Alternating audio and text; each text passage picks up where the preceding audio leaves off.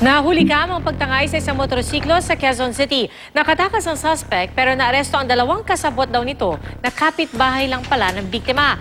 Ang kanilang modus tinutukan ni Cesar Apolinario. Sa unang tingin, nakakalaing pag-aari ng lalaki ang motor na inuupuan niya. Ayan, upo na dyan. Ilang saglit pa siyang nanatiling nakaupo, marahil para hindi mabuking ang kanyang balak.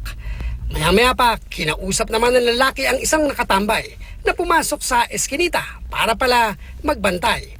Habang ang suspect nagpalit ng damit matapos tumambay sa nakapark na tricycle. Modus daw ng suspect ang manganap ng motor at para iligaw ang mga otoridad, nagpapalit siya ng damit. Maya-maya, dumating ang isa pa raw kasabwat na lookout din.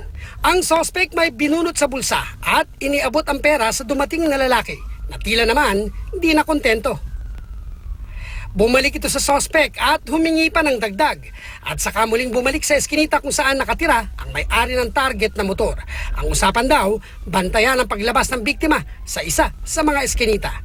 Panatag na sila na pwede na nilang kunin yung nasabing sasakyan. Isinagawa nila yung nasabing pagkarnap sa isang motor.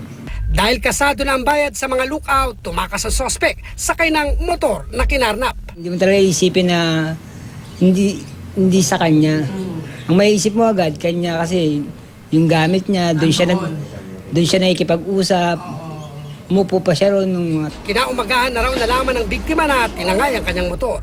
Hindi kilala ng pamilya ng biktima ang mismong tumangay sa motor. Pero ang dalawang umano'y kasabwat na kilala ang kapitbahay niya. Kaya pinaaresto sila. Sinampa na ng kasong carnapping ang dalawang kasabwat na sina Rafael Bantique alias Roa at Angelito de la Cruz. Samantalang pinaghahanap pa ang suspect. Cesar Apolinario, nakatutok 24 oras.